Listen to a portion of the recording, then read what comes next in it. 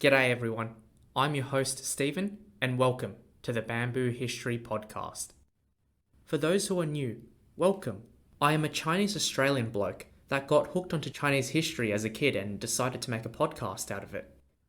My focus is on Chinese history at the moment, but I hope to broaden the topics to include history from neighbouring regions as well. If you enjoy this podcast, please subscribe to it to tune in for more content. I also have an Instagram at Bamboo History Podcast, which also features additional historical content and facts, too small to fit into a podcast. So please check out my Instagram as well. To all my existing listeners, my Bamboo historians, thanks again for your continuing support, and I'm glad you are all enjoying my podcast. Okay, now that we got that out of the way, let's get straight into it.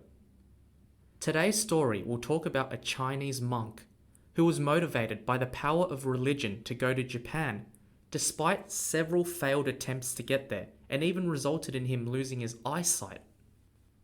This monk's name was Jianzhen, spelled Jianzhen, and he was born in the year 688 CE during the Tang Dynasty in China, which has been cited as the golden era of Chinese history because the Tang Empire was large, powerful, multicultural, and most importantly, liberal, because it not only influenced its neighbouring countries, but was also willing to learn from others too.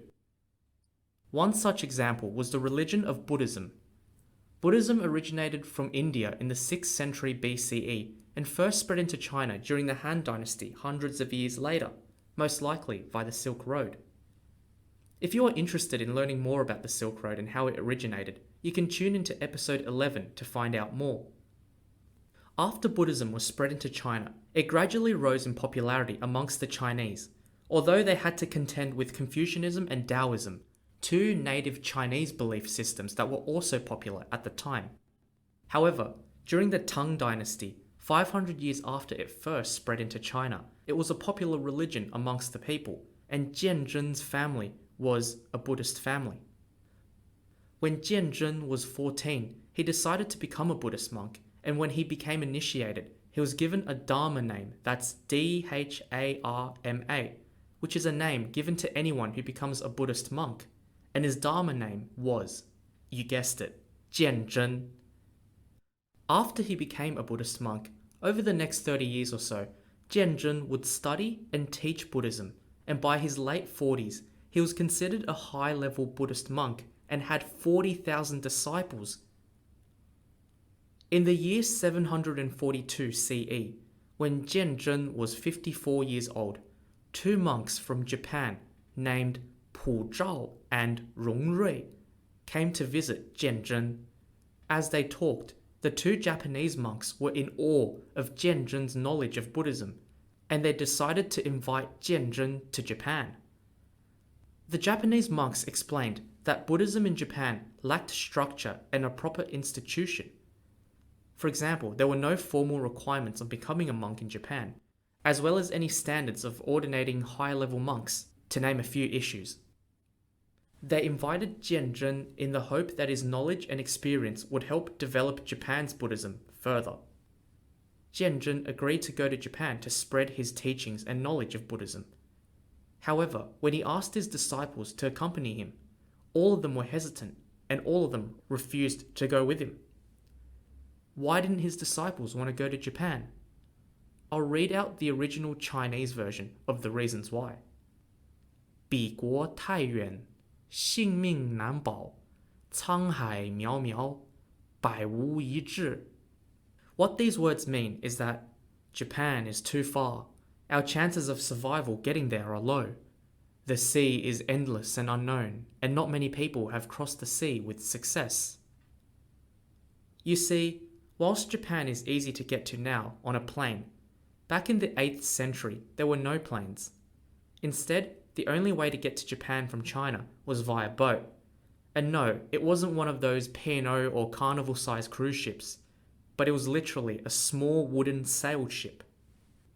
The easiest way to get to Japan back then was to go to Korea first by either sea or by land, and then sail to Japan from there. This was the safest route because you didn't have to spend that much time at sea.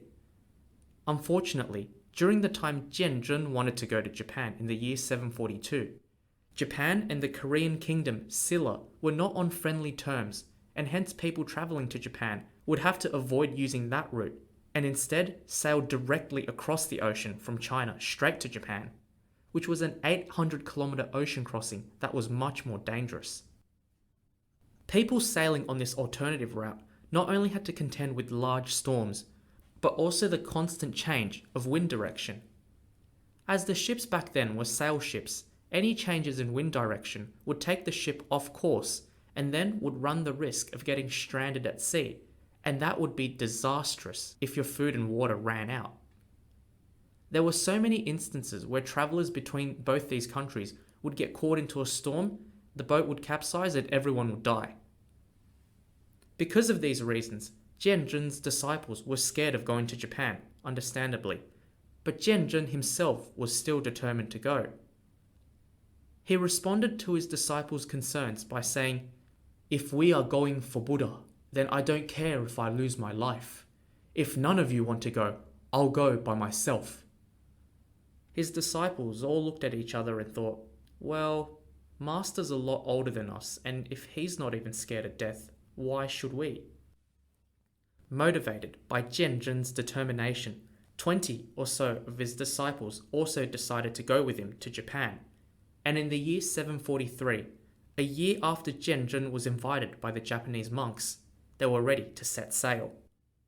But just when Jianzhen and his group thought they were ready to sail, they received some bad news.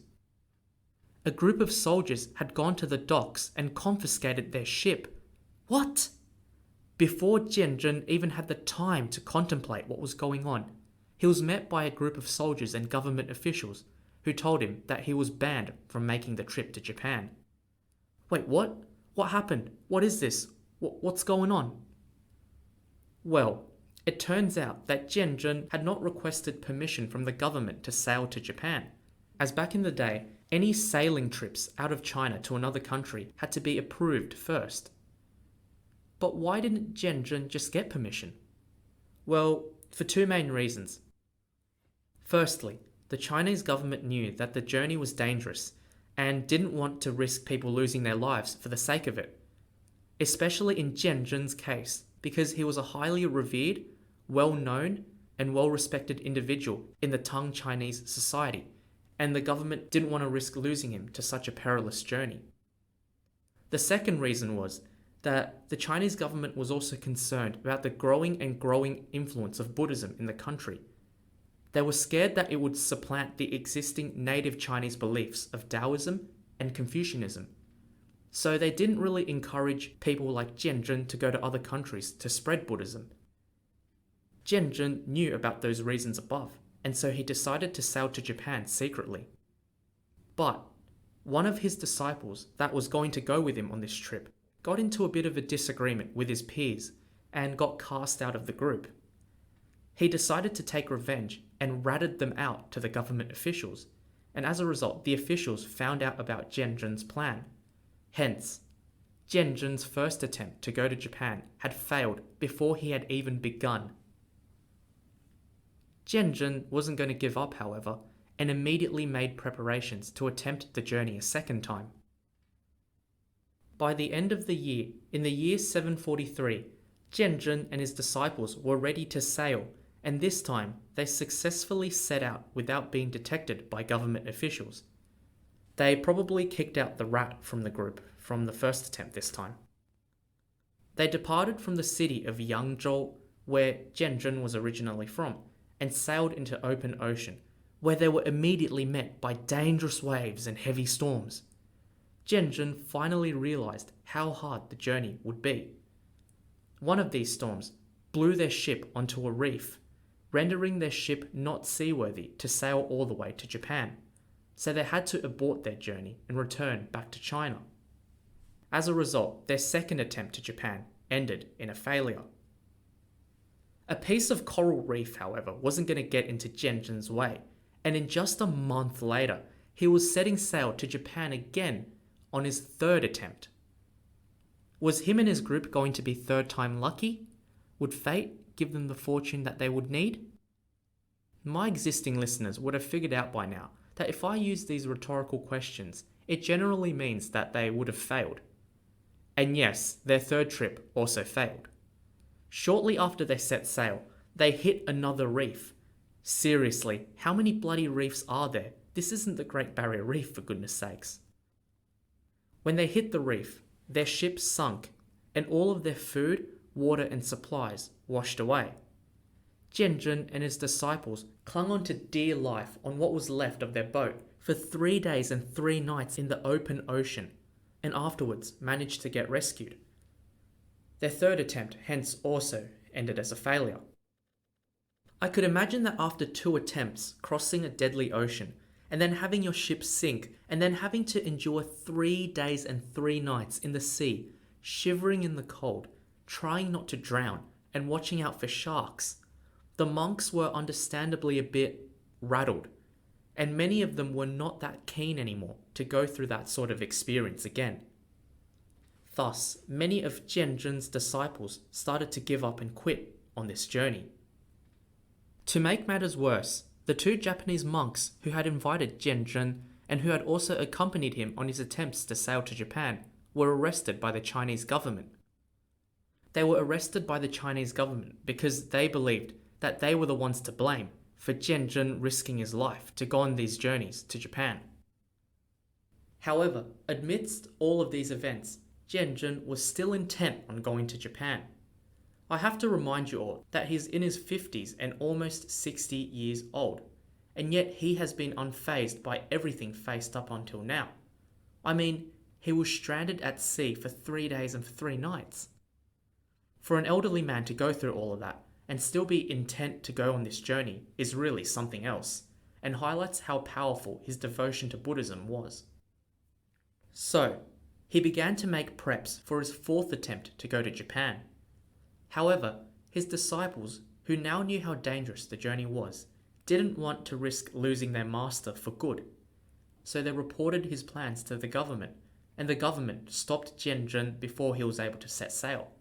His 4th attempt was thus another failure. Still, Jianzhen did not give up. His determination to get to Japan to spread Buddhism and Chinese culture was unreal.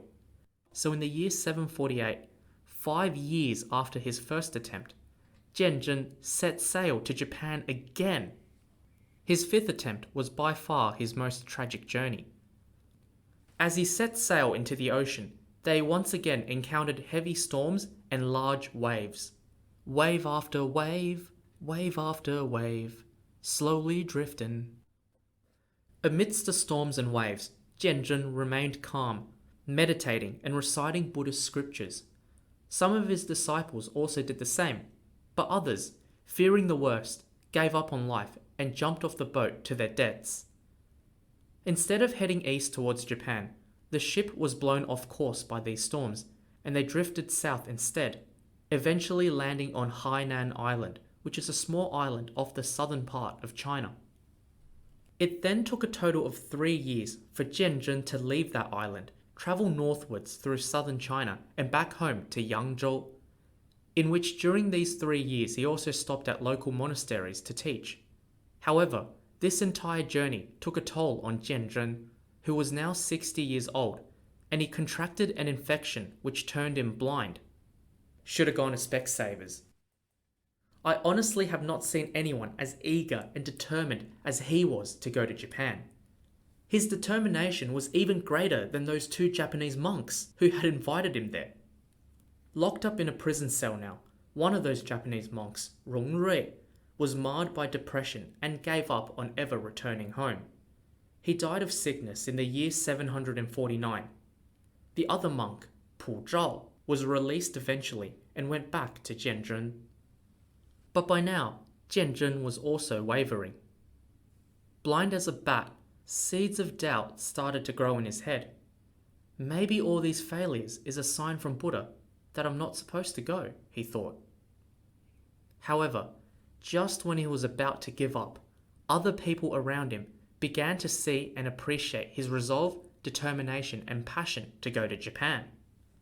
The Chinese government by now admired his mental strength and religious zeal so much that they decided to never stop Jianzhen if he wanted to go to Japan again. The Japanese government had also by now heard of Jianzhen's attempts to reach their country and, not wanting Jianzhen to give up on his journey, they sent a Japanese nobleman named Fujiwara no Kiyokawa to invite Jianzhen again to Japan. Seeing the fact that the Japanese really wanted him to go, Jianzhen decided, with or without his eyesight, he had to make at least one more attempt to go to Japan. Finally, in the year 753, 10 years after he first begun his quest, he set sail again. This time, there were no Chinese government officials or soldiers stopping him. This time, he had support from the Japanese government, and this time, he successfully crossed the ocean and finally got to Japan on his 6th attempt, arriving at Kagoshima in Kyushu in the year 753. When Jianzhen finally arrived in Japan, he was 66 years old. He had spent around 10 years of his life trying to reach there, almost losing his own life several times, lost his eyesight completely, and lost a total of 36 disciples in all of his attempts to reach Japan. It is so sad because Jianzhen tried so hard to go to Japan that when he finally got there, he was blind and couldn't even see the place he dreamt of going so much. He must have been really disappointed by that, but I personally believe his disappointment would have been overwhelmed by happiness and relief at finally getting there. After Jianzhen arrived in Kyushu, him and his disciples made their way to Nara, Japan's capital at the time, reaching Nara in the year 754. There, he was greeted by the current emperor at the time, Empress Kokei, as well as the former emperor of Japan, Emperor Shomu. Then, Jianzhen and his disciples made their way to Nara's famous Todaiji Temple, which is still there, and if you're ever in Japan, you should definitely visit it. It looks really nice. At Todaiji Temple, Jianzhen presided in Buddhist initiation rituals for the emperor and 500 or so Japanese monks, so they could be officially initiated as Buddhists. Jianzhen was treated as a celebrity in Japan. It was said that on his way to Nara's Todaiji Temple, his feet never touched the ground as he was carried by the Japanese. I would compare Jianzhen's arrival to Japan as the Catholic Pope visiting a country, but perhaps with even more fanfare and reverence, considering how dangerous the journey from China to Japan was at the time. From there, Jianzhen settled in Nara, and the Japanese emperor built a temple for him and his disciples to live in, called Tosho Daiji, or in Chinese, the Tang Zhao Ti Shi, which means the Temple of the Tang, as a way of paying tribute to Jianzhen's homeland of Tang, China. So in the end, Jianzhen and his monks got a happy ending, and they stayed in Japan to spread their knowledge of Buddhism to the Japanese. Remember Pu Zhao, the Japanese monk who had invited Jianzhen to Japan originally? He had also gone with Jianzhen on his 6th attempt to Japan and made it back home as well, so he had a happy ending too. Jianzhen not only preached Buddhism, but also gave the Japanese other things, such as Chinese herbal medicine knowledge, as well as Tang Chinese artwork and literature, heavily influencing Japanese art at the time. Jianzhen lived in Japan for the rest of his life, and in the year 763, 10 years after he had reached Japan, he passed away, aged 76, and was buried at the Tosho Daiji Temple. Jianzhen's journeys to Japan signify a time period of good Chinese and Japanese relations, as well as cultural and religious exchange, which brought Japan, who at the time was very isolated, a bit closer to everyone else. Jianzhen's trip was also representative of the heavy influence of Chinese culture, especially Tang Chinese culture, on Japan at the time. In China, there is a common saying that Tang Chinese culture has mostly disappeared in China, so in order to see what Tang China is like, you have to visit Japan, where some of its traditions are reflective of the Tang China era. One example is architecture. For example, the Tosho Daiji Temple was built according to Tang Chinese architectural styles in order to give Jianzhen a sense of homeliness in a foreign country. So to all our listeners, that is the end of the story of Jianzhen, a Chinese monk that risked his life and lost his eyesight, but was motivated by his desire to preach Buddhism and spread Chinese culture to Japan, even if it meant 6 attempts to get there. What I learnt most from this story is that if you are passionate about something and you really want to do it, then by all means, go for it, even if it means making sacrifices and compromising in other areas of life along the way, because it will all be worth it at the end. To all my listeners, that is the end of another Bamboo History podcast episode. Please subscribe to my podcast if you like this content and follow my Instagram at Bamboo History Podcast for additional historical facts and content too small to fit into a podcast. If you have any comments, feedback, or topic suggestions, please contact me either on my Instagram or via my email. Details are in the description box below. Alright, Jianzhen's story is making me really want to go to Japan now. So I'm probably going to look online, but I'll probably go on a plane and not on a boat. Haha. Okay, time to go now. Bye everyone. Enjoy the rest of your day or evening, and I'll see you all next time on the Bamboo History Podcast. Bye for now.